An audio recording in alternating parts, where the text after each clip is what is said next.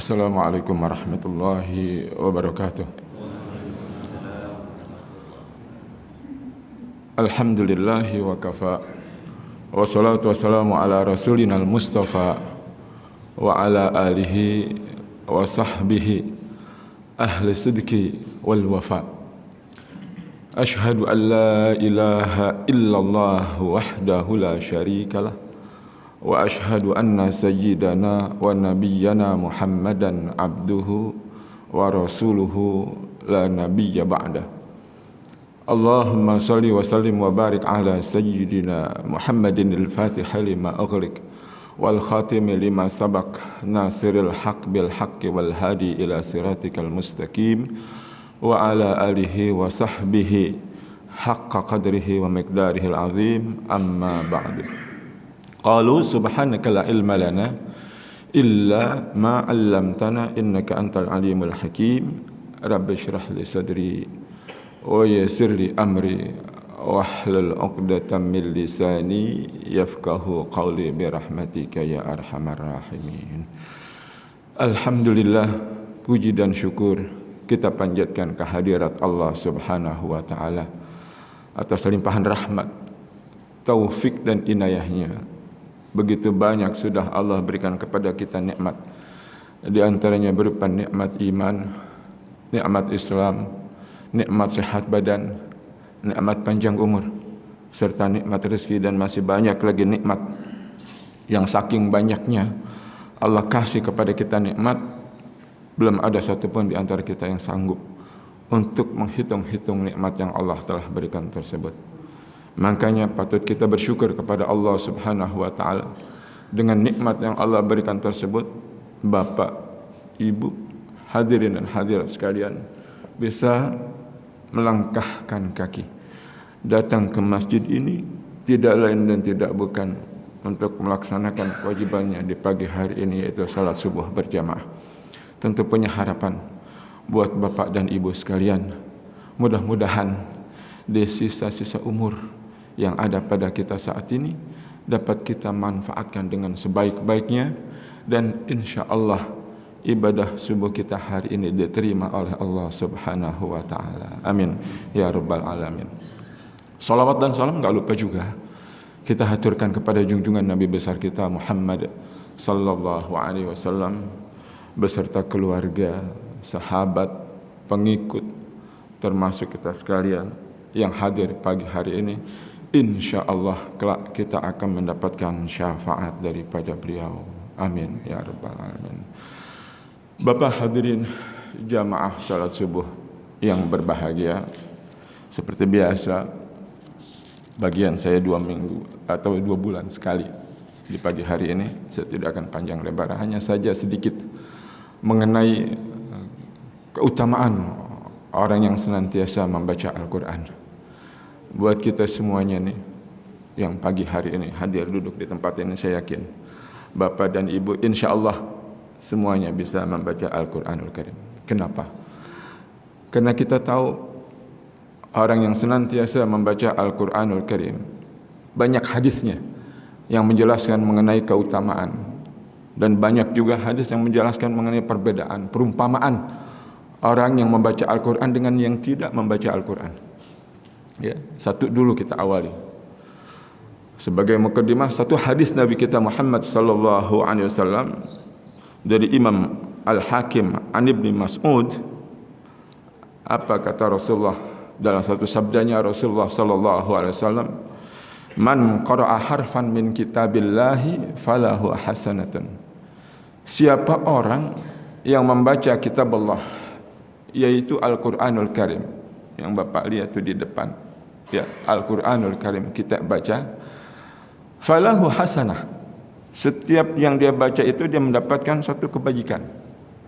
Setiap Bapak baca, baik itu Qul, Al-Falaq, An-Nas, falahu hasanah, dia dapat satu kebajikan. Enggak sampai di situ Bapak, Ibu dan hadirin sekalian. Fal hasanatu bi asyri amsalihha. Satu kebajikan itu dilipat gandain. Sampai berapa? Sampai 10 kali lipat, kata Nabi. Jadi tidak satu kebajikan dilipat gandain lagi. Sampai berapa? Ila asyri amsalihha, sampai 10 kebajikan. Jadi satu kebajikan dilipat gandain menjadi 10 kalau Bapak membaca Al-Qur'anul Karim. Kata Nabi, la aqulu alif lam mim harfun. Kata Rasulullah, aku tidak mengatakan alif lam mim satu huruf. Kata Rasulullah, aku tidak katakan alif lam mim satu huruf. Walakin alifun harfun, wa lamun harfun, wa mimun harfun. Akan tetapi alif satu huruf, lam satu huruf, dan mim satu huruf. Dikali 10 berarti 30 Bapak dapat kebajikan. Baru alif lam mim. Kita hitung kalau itu bismillahirrahmanirrahim masuk daripada surah Al-Fatihah. Bismillahirrahmanirrahim berapa huruf? 19 huruf. Bapak kaliin 10. Kalau mau hitung-hitungan, biasa kan begitu Pak. Ya, biasa kita main hitung-hitungan. Kalau ngitung mau ini pahalanya berapa nih? Baru kita ya, mau ini, wah pahalanya gede nih. Baru salat tahajud pahalanya berapa? Oh ini pahalanya sekian. Baru kita semangat. Ya, ini kata Nabi, la aqulu alif lam mim harfun. Aku tidak mengatakan alif lam mim satu huruf, lam satu huruf, dan mim satu huruf. Ya, aku tidak mengatakan alif lam mim satu huruf, akan tetapi alif satu huruf, lam satu huruf, dan mim satu huruf. 30. Bismillahirrahmanirrahim 190. Bapak baca dari Al-Fatihah alhamdulillahirabbil alamin sampai waladdallin. Nah, berapa huruf yang didapat? Coba hitung ntar di rumah. Ayo. Itu keutamaan orang yang membaca Al-Qur'anul Karim. Kemudian apa lagi keistimewaan yang kita dapat? Sedikit-sedikit hadisnya yang singkat-singkat saja. Diriwayatkan oleh Imam Ahmad, Mu'adz bin Anas. Apa dikatakan? Man qara'al Qur'ana wa 'amila bima fihi. Siapa orang yang telah membaca Al-Qur'an. Qara'a di sini bentuknya fi'lun madhi, artinya bentuk madhi, artinya sudah. Siapa orang yang setelah membaca Al-Qur'an, sudah membaca Al-Qur'an, wa 'amila bima fihi, kemudian diamalin apa yang ada di dalam Al-Qur'an itu diamalin. Perintah Allah dijalanin. Ya, larangan Allah dijauhin. Dijalanin semuanya, diamalin, berarti dia tahu. Ya, apa yang dia dapat? Siapa yang dapat pahala? Ya. Ulbisa walidahu tajan yaumal qiyamah. Apa ulbisa? Ulbisa dalam bentuk fi'il madhi majhul. Ulbisa akan dipakaikan. Apa akan dipakaikan? Walidahu, orang tuanya. Kalau bapak membaca Al-Quran, ibu membaca Al-Quran, anaknya, kalau ibu bapak membaca Al-Quran, mak bapak ibu dapat pahala. Di sini dikatakan ulbisa walidahu tajan. Orang itu yang membaca Al-Quran, dia punya bapak, akan diberikan tajan. Apa tajan? Mahkota. Bukan di sini mahkotanya, kalau di sini mah nggak ada artinya. Ntar di akhirat dikatakan ulbisa tajan, akan diberikan mahkota yaumal qiyamah, pada hari kiamat. Bagaimana bentuk mahkotanya? Seperti apa mahkotanya? Yang kita tahu kan cuma mahkota kayak kerajaan Inggris, kayak kerajaan ini yang kita tahu begitu. Tapi kalau hitungan di akhirat beda Pak. Namanya akhirat, surga.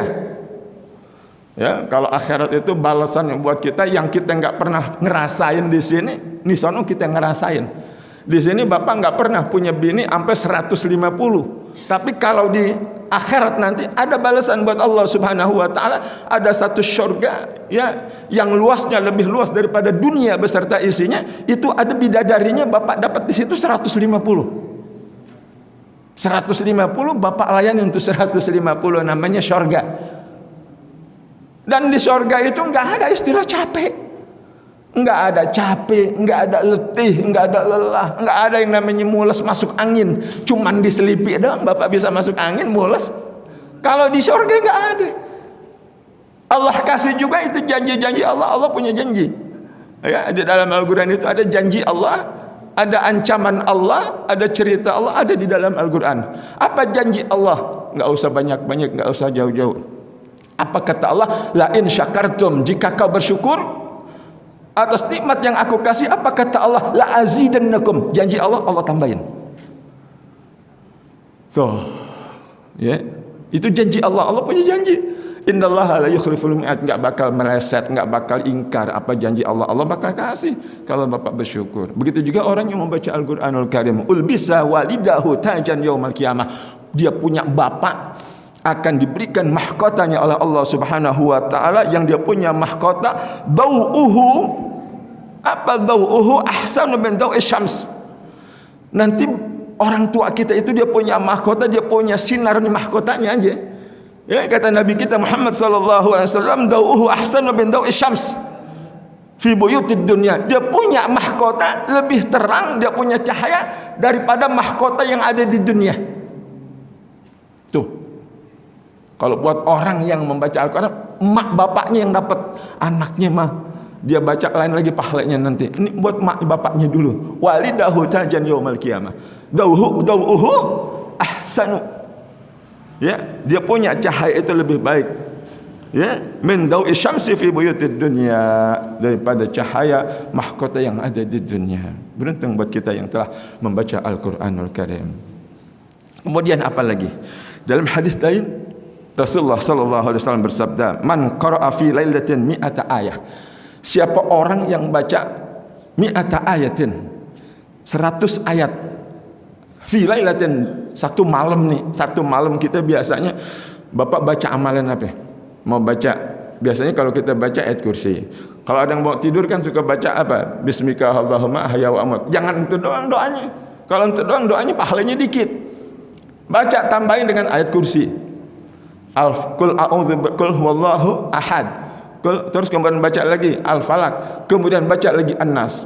Loh, kenapa begitu Ustaz? Iya, karena dikatakan ini ada kisahnya dalam membaca ayat kursi aja. Kalau Bapak Ibu mau tahu nih baca ayat kursi, ya, dikatakan siapa orang yang membaca ayat kursi ketika hendak tidur, 2 malaikat bapak menjaga Bapak Ibu sekalian.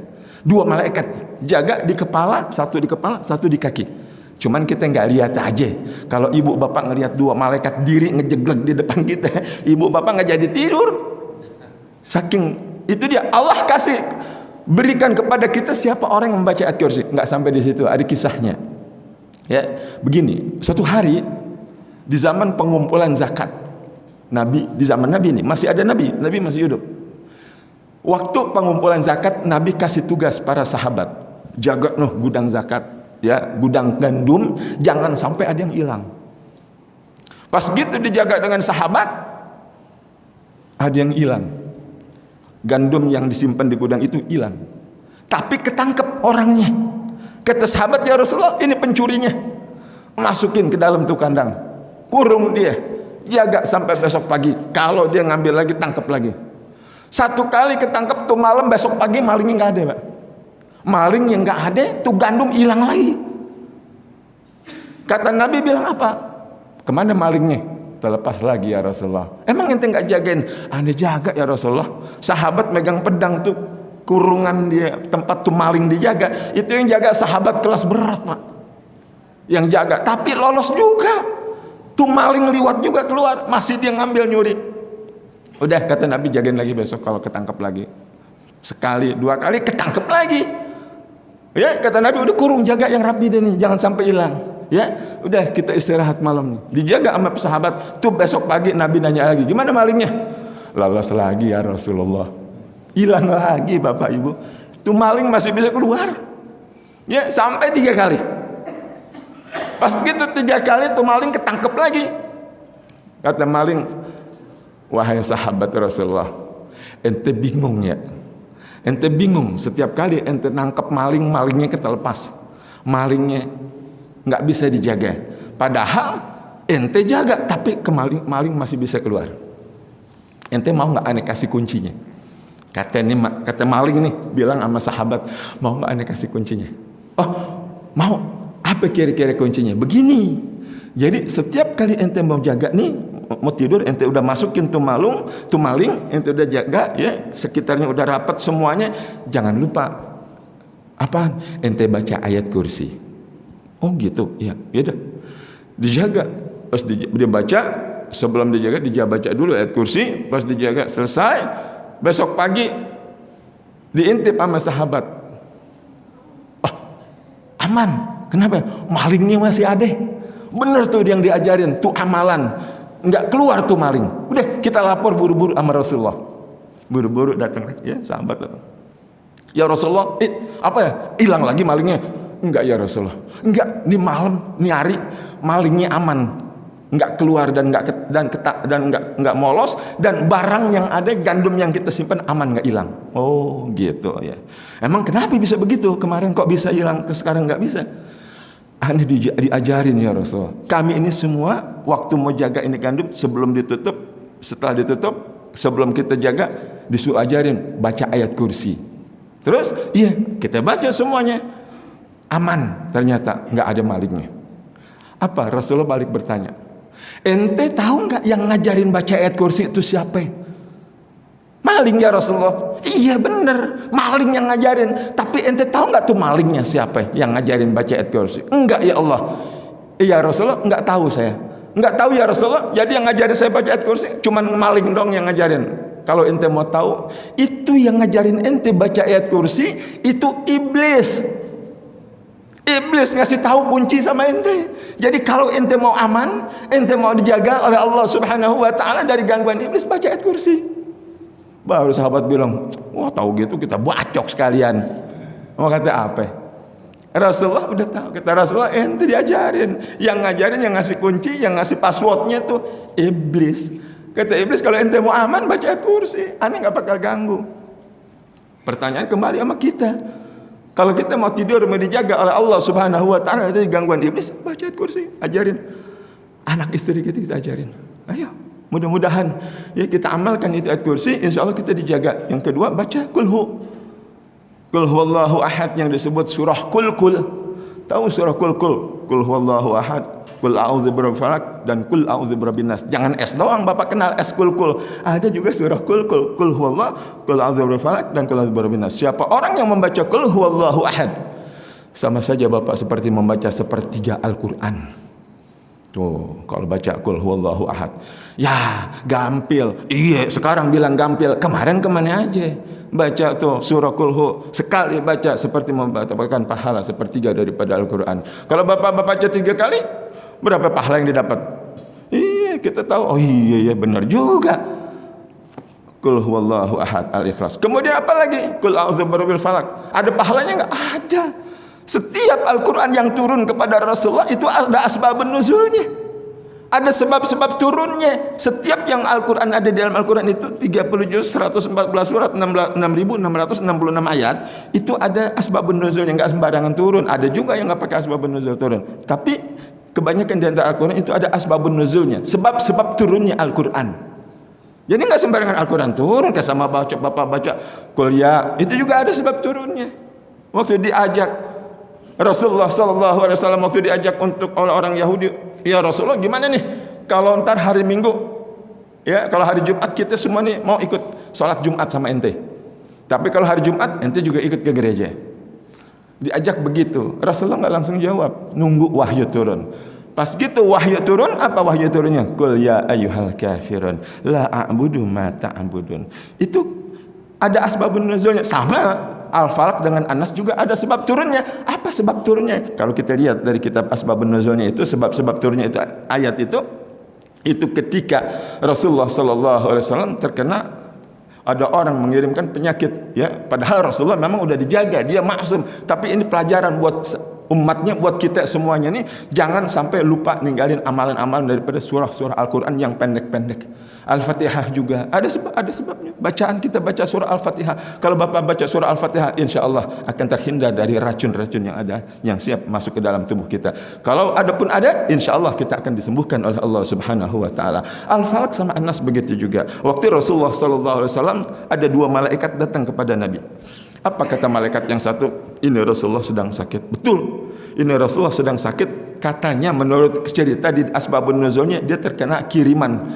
Apa penyakit kiriman? Kalau kayak sekarang namanya santet kali ya, nggak tahu. Tapi itu kata malaikat yang satu, apa nama penyakitnya? Dia penyakitnya ini Rasulullah sekarang nih ada satu penyakitnya, ada tersimpan ada satu barang di bawah sumur tetangganya yang bernama Labid al-A'zam al-Yahudi namanya. Coba ente datang, malaikat yang satu bilang, disuruh ente datang ke sana, lihat di dasar sumurnya apa yang terjadi. Pergi malaikat yang satu ke rumah Labid al-A'zam al-Yahudi. Pas gitu turun, lihat itu air sumur Pak, yang tadinya bening berubah dikit-dikit berubah menjadi warna air pacar. Tahu air pacar? Air pacar tuh kalau bapak pakai kuku, orang pulang haji itu biasanya merah. Apa namanya sih kalau di apa Ustaz, kalau henna itu merah. Nah itu mulai malaikat turun itu warnanya merah. Pas gitu diambil, di situ ada 11 pintalan. 11 pintalan benang. Kata malaikat yang satu, ya Rasulullah, kau buka ini. Setiap pintalan kau buka, kau baca Qul huwallahu aqul a'udzu birabbil falaq min syarri ma khalaq, dibuka satu persatu. Sampai 2 surah itu 11 ayat semuanya terbuka. Saat itu Allah kasih sembuh buat Rasulullah sallallahu alaihi wasallam. Itu di antara beberapa faedah-faedah yang kalau Bapak ingin membaca Al-Qur'anul Karim. Mudah-mudahan kita yang udah bisa membaca Al-Qur'an, belum yang bisa, ini di Masjid Al-Manar ada belajar Al-Quran. Dan guru kita juga buka di rumahnya. Kalau di An-Nur, saya buka setiap malam Selasa. Itu ada sekitar 30 orang bapak-bapak. Bapak-bapak, ya, yang remaja cuma 2. Ada bapak-bapak 30 orang, Pak. Atau di kita ajarin mulai dari Iqra. Enggak apa-apa Ustaz kalau begini ya. Enggak apa-apa. Ayo terus aja baca. Dari enggak bisa, alhamdulillah ada yang bisa. Pengen bisa baca Al-Quranul Karim. Iya Pak. Makhluk kita. Kenapa? Insya Allah kalau Bapak baca sedikit demi sedikit selama masih belajar, terbata-bata Bapak baca, susah Bapak baca, dapat 2 pahala. Apa pahalanya? Ya, Bapak dapat pahala baca, dapat pahala belajar. Tapi kalau Bapak baca Al-Quran enggak belajar, salah, dosa yang Bapak dapat dari Allah Subhanahu wa taala. Kenapa? Karena kalau membaca Al-Quran, jangan usah jauh-jauh, surah Al-Fatihah aja nih. Kalau Bapak baca surah Al-Fatihah dalam sholat, makanya kalau jadi imam jangan suka ada yang nyodok aja gitu, ngeri. Kenapa? Resikonya baca surah Al-Fatihah itu beda huruf, beda makna, beda arti. Ada orang yang nggak bisa menyebut zal, za, ja. Itu masih banyak yang sulit. Seperti apa dia baca? Alladzina amanu. Alladzina. Harusnya dibaca alladzina. Kenapa? Itu dia karena nggak mau belajar. Jadi apa yang dibaca, yang diucap salah. Kalau dia jadi imam umpamanya salah 1 huruf, dosa dia nanggung jamaah tuh semuanya. Ada berapa jamaah tadi kalau umpamanya? Nah tadi alhamdulillah enak kita baca, kita dengerin Al-Fatihahnya, ya, surah Al-Waqiahnya. Itu kalau surah Al-Waqiah, kalau Bapak mau tahu ngedatangin rezeki, pagi-pagi itu udah baca doa, baca surah Al-Waqiah tersebut. Mudah-mudahan rezeki kita lancar, mudah-mudahan rezeki kita dimudahkan oleh Allah Subhanahu wa taala dengan surah yang kita baca ya tadi, itu surah Al-Waqiah. Nah, itu bagi kita yang baca Al-Quran. Kemudian kalau Bapak udah belajar, anak kita yang hatam Al-Quran, makanya kalau baca hatam Al-Quran, kita cari Pak, ada orang lagi baca Al-Quran, ente masih lama nggak hatamnya? Dikit lagi nih, Anda baru udah sampai surah Amma nih. Kalau udah surah Amma 1 juz lagi deh Pak, tinggal itu doang. Ada yang lagi, Anda udah sampai ini. Deketin Pak, kalau orang yang mau baca Al-Quran, yang mau hatam, deketin. Apalagi kalau di rumah kita, bini kita setiap hari baca Al-Quran, Masya Allah Pak, nggak kebayang tuh bagaimana rahmat Allah Subhanahu wa taala turun di rumah kita. Kenapa orang baca hatam Al-Quran harus dideketin? Karena di dalam satu hadis diriwayatkan oleh Imam Ad-Dailami an Ibnu Syu'aib dikatakan apa dalam satu hadis, idza khatamal 'abdul Qur'an, apabila seseorang telah hatam Al-Quran, shalla alaihi, maka akan berdoa, akan berselawat di sisi Allah, posisi orang yang membaca yang hataman Al-Quran tersebut, inda khatmihi, apa yang dia doa ini malaikat. Malaikat berdoa buat orang yang lagi hataman Al-Quran. Kalau kita lagi hataman dengan orang yang membaca Al-Quran, itu kita lagi hataman, kita baca doa di situ semuanya. Umpamanya ada berapa orang yang hadir saat itu, apa dikatakan? Shalla alaihi inda khatmihi sittuna alfa malakin, akan mendoakan sittuna alfa malakin. Apa sittuna alfa malakin? 60.000 malaikat doain orang yang lagi hataman Al-Quran. 60.000. Masa saya bohong? Ini hadis nih Pak. Ini hadis Rasulullah sallallahu alaihi wasallam kalau Bapak mau baca. Ya, makanya setiap kalau giliran saya ambil aja hadis kitab ini, saya bacain, saya sampaikan sama Bapak. Insyaallah bermanfaat buat kita. Itu bagi hatam yang Al-Quran sebagai penutup. Ya, masalul insan wal Quran, perumpamaan manusia yang membaca Al-Quran dengan Al-Quran. Apa dikatakan? Wa Abu Dawud wan Nisa'i an Anas, dari Abu Dawud, Imam An-Nasa'i dari Anas radhiyallahu anhum. Apa dikatakan? Masalul mu'minil ladzi yaqra'ul Qur'ana kamatsalil utruji. Apa dibilang artinya? Di sini dibilang perumpamaan orang mukmin yang membaca Al-Quran, orang mukmin nih, Bapak orang mukmin bukan? Mudah-mudahan kita orang mukmin nih Pak, karena udah melakukan salat subuh tadi. Kita orang mukmin, kita semua orang beriman. Ibu mukminah, Bapak mukmin. Kalau Bapak membaca Al-Quran, di sini dia bilang perumpamaan orang yang membaca Al-Quran kamatsalil atruji, seperti buah jeruk. Atruji buah jeruk. Kenapa seperti buah jeruk? Rihuha thayyibun wa ta'muha thayyibun. Kalau buah jeruk baunya enak, rasanya juga enak. Enak enggak Pak buah jeruk? Baunya enak. Apalagi buah limau. Kalau enggak ada limau tuh sambal kagak jadi. Iya, orang Betawi kalau nyambal enggak ada limaunya enggak enak. Itu buah jeruk limau, baunya enak. Bagaimana jeruk yang lain? Jadi kalau orang beriman, dia baca Al-Quran seperti buah jeruk. Kenapa? Baunya enak, rasanya juga enak. Pengen kita jadi orang mukmin yang dipandang wajahnya selalu nyenengin orang. Kalau ketemu orang selalu bikin hati orang gembira.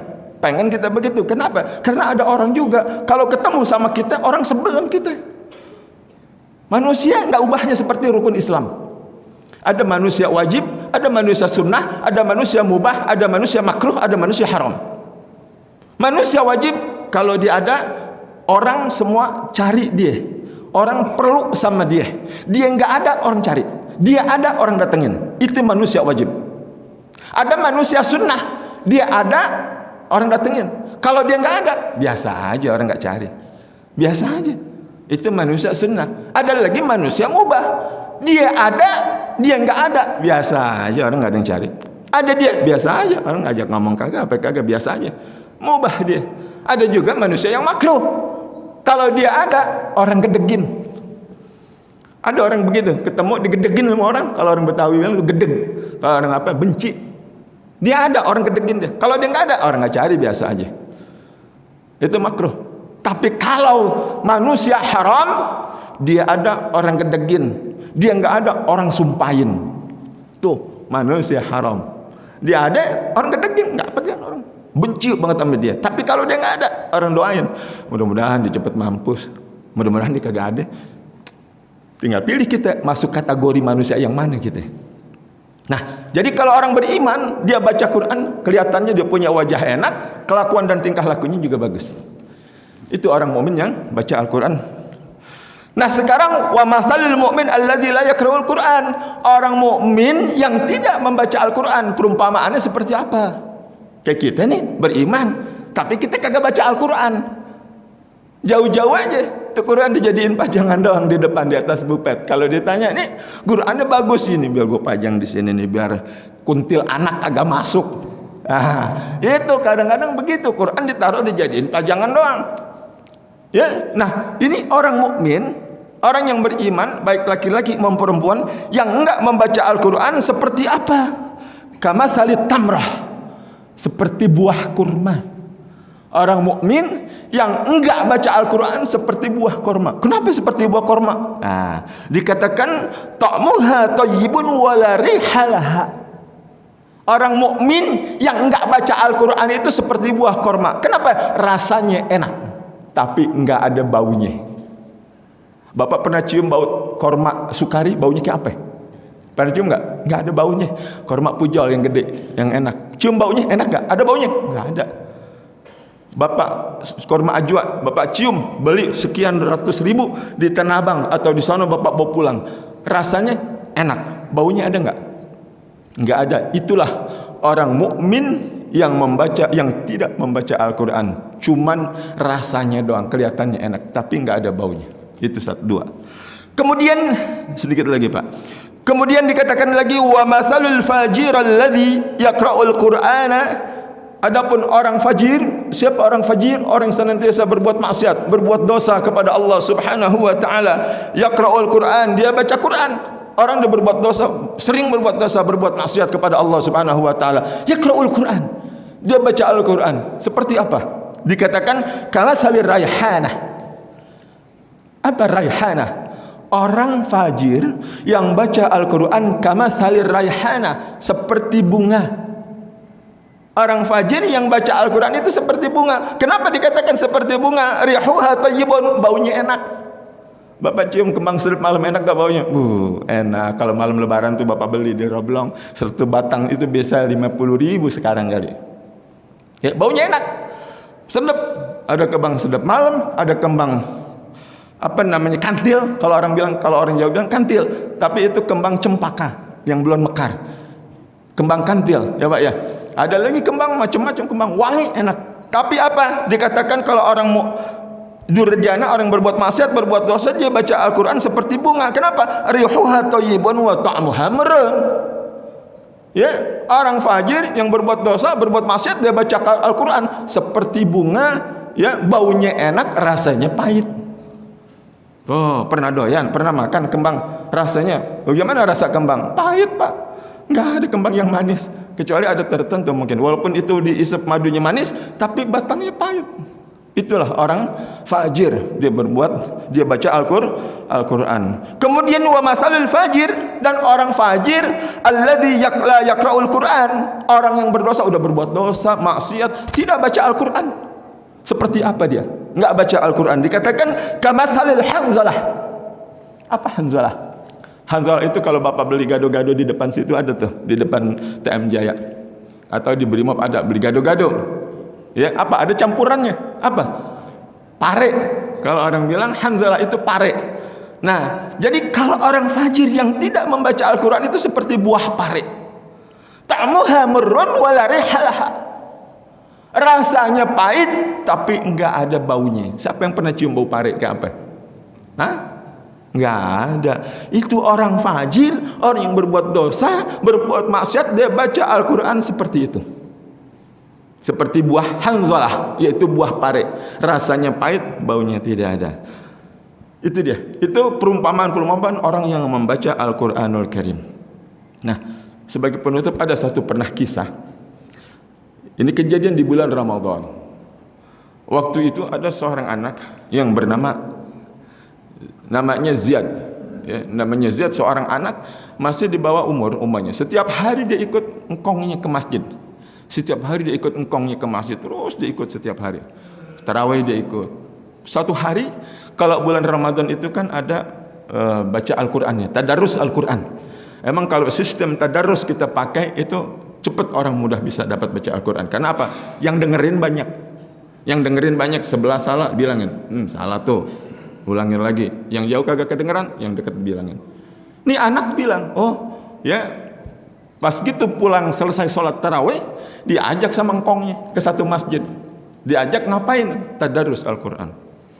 Pas gitu diajak tadarus Al-Quran, nih anak bilang, Kong, ya ada apa? Kalau saya perhatiin nih engkong melakukan satu perbuatan yang sia-sia nih kayaknya. Loh, kenapa? Itu engkong setiap hari ikut tadarus Al-Quran, baca Al-Quran. Engkong ngerti kagak? Baca Al-Quran, ngerti nggak artinya? Ya kagak. Engkong baca begitu, yang dibaca setiap hari dari mulai habis tarawih sampai jam 10 kita pulang, engkong perbuatan sia-sia. Yang engkong baca enggak ngerti artinya, kayak kita begitu. Kadang-kadang kalau mau baca Al-Quran ada yang ngomong begitu, semangatnya turun. Lu baca Quran, akan ngerti aja ntar. Ada nggak yang ngomong gitu? Ada banyak. Ya, nah ini kayak engkongnya dibilang begitu sama cucunya. Udah kata engkongnya, udah pulang, udah malam nih, dia bilang gitu, pulang nih, ya. Pas gitu pulang, tidur, besok pagi engkongnya bilang, Cuk, iya, lu ambil no ember no, dibawa amben. Amben kalau orang Betawi bilang tapang, apa balik. Lu ambil no ember dibawa balik, tapi bolong. Iya Kong, ambil tuh balik. Ya, tuh balik itu ember bolong, kotor, udah banyak debu dan tanahnya. Diambil itu anak, iya Kong nih. Bawa ember, iya dah, sini lu bawa kemari. Udah, nih gua minta isi nih, lu isi nih ember nih, penuhin airnya. Ya, dipenuhin di kompak, curut. Dari tadi, ya, engkongnya liatin aja tuh. Tapi karena emang nih cucu yang taat, nih cucu soleh anaknya. Dia setiap hari ibadah dia nggak lepas, dia nggak tinggal. Semua apa yang diajarin, apa yang diperintahkan sampai dia dipanggil menjadi anak yang soleh di masjid itu. Apa kata engkongnya? Nggak pernah ngebantah. Biar kata tuh engkongnya bilang, udah lu isiin aja tuh ember, penuhin aja.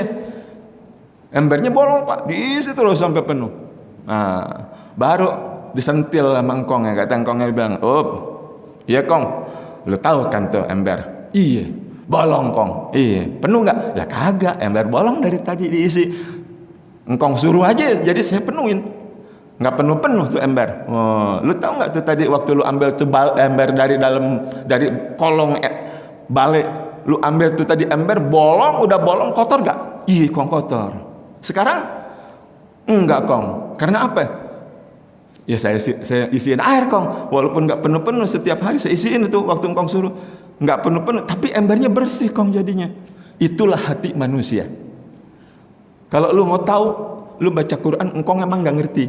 Engkong nggak paham, tapi engkong baca setiap hari. Tujuan engkong cuma atu, biar kata kita nggak pernah ngerti, nggak pernah pahami tentang baca Al-Quran, tapi karena sering diisi, sering disiram dengan bacaan Al-Quran, insya Allah hati engkong bersih.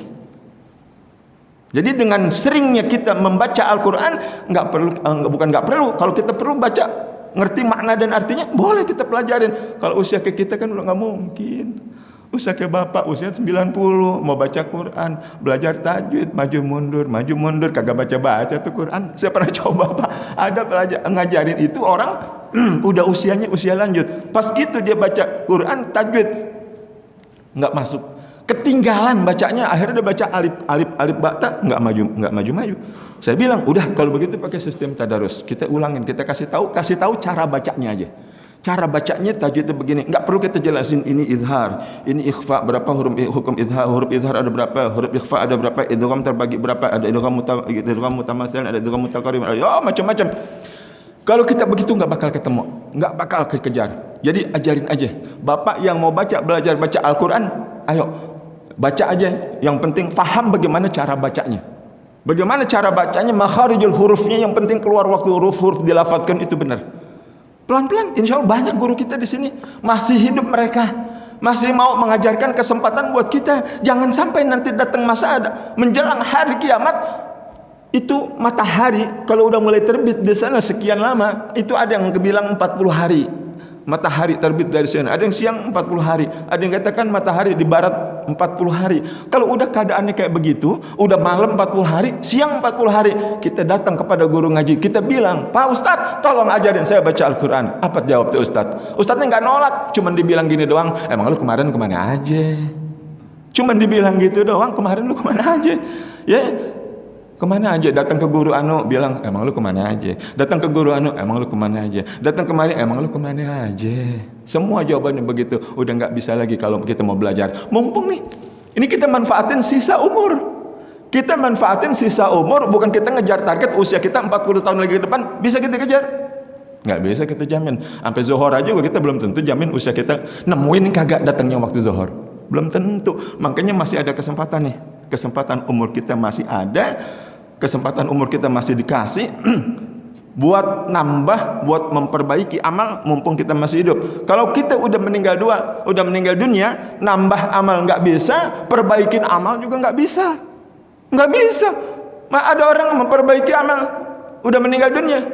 Jutaan umat manusia saat ini sedang meminta, mengiba, memohon kepada Allah Subhanahu wa taala buat balik lagi ke dunia. Buat balik lagi ke dunia, buat ngapain? Buat memperbaiki dan nambah amal. Itu pengen balik ke dunia, cuman kita nggak tahu aja. Semua mereka sedang meminta, mengiba. Sadarnya mereka itu setelah mati.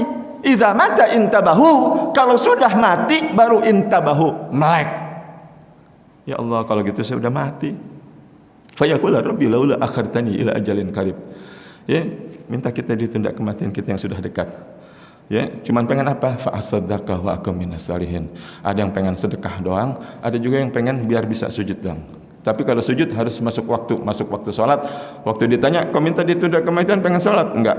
Kalau sholat harus nunggu masuk waktu. Ada orang kucuk-kucuk datang dari luar kemarin, mau ngapain? Mau sholat zuhur. Kagak bisa, belum waktunya zuhur. Mau sholat asar, belum waktunya asar. Jadi pengen apa? Minta ditunda kematian. Fa asaddaqa wa akum minas salihin. Bapak minta ditunda kematian cuma satu doang, biar bisa bersedekah doang. Karena kalau sedekah Bapak nggak harus nunggu waktu, tinggal angkat, ada e-banking, ada kris, tinggal ngomong doang. Udah selesai, gimana Ustaz Azhari? Gimana pakai? Udah terima, udah, iya itu barusan Anda transfer 1M, nggak banyak buat Masjid Al-Manar. Perlu pakai waktu? Enggak. Sekarang juga Bapak tinggal angkat telepon. Kalau pengen bersedekah, jadi minta ditunda kematian cuman pengen sedekah doang. Itu surah Al-Munafiqun ayat terakhir. Itu dia, ya. Fa asaddaqa wa akum minas salihin. Apa kata Allah? Allah jawab, wa la yuakhirallahu nafsan idza jaa ajaluha wallahu khabirum bima ta'malun. Mudah-mudahan Allah panjangkan umur kita di dalam taat. Allah berikan kita kesehatan dan afiat, dan senantiasa kita bisa membaca dan menelaah Al-Qur'anul Karim yang kita jadikan satu pedoman, yang kita jadikan satu pegangan buat kita, yang mana Al-Qur'an itu Allah berikan kepada kita hudal linnas, buat petunjuk buat manusia. Mudah-mudahan dengan Al-Qur'an yang kita baca, kita jadikan satu petunjuk buat kita, dan insya-Allah buat bawa dan membimbing, memberikan syafaat buat kita kelak di yaumil akhir nanti. Dan kita mohon juga kepada Allah Subhanahu wa taala, mudah-mudahan Allah panjangkan umur kita di dalam taat, dan Allah berikan kita kesehatan dan afiat. Dan kalau seandainya pun kita minta kepada Allah, ya Allah, kalau seandainya kau ingin cabut umur hamba, cabutlah hamba dalam keadaan husnul khatimah. Amin ya rabbal alamin. Hanya itu yang dapat saya sampaikan dalam kesempatan pagi hari ini. InsyaAllah kalau ada waktu, ada kesempatan, baik kita bisa ngobrol. Kalau Bapak mau ngobrol, kalau mau cerita, kita ya majelis taklim ada di Al Hidayah, ada di Nur Rahmah, ada malam Selasa juga ada. Kali Bapak ada yang dari Parung, Pak, dari Parung baca alif ba ta sampai sekarang masih ada. Dia datang kalau jam 11 selesai, pulang dia ke Parung, sampai Parung dia bilang jam 12:30 udah stop. Naik motor, Pak, udah Bapak udah usia lanjut, udah usia sekitar lebih tua dari saya ya, itu datang dari Parung. Nah, kenapa kita yang dekat ya? Di sini ada guru kita ada nih mau ngajarin Al-Qur'an. Ayo datang, kesempatan masih ada. Mumpung belum meninggal dunia. Wallahul muwaffiq ila aqwamit thoriq. Wassalamualaikum warahmatullahi wabarakatuh.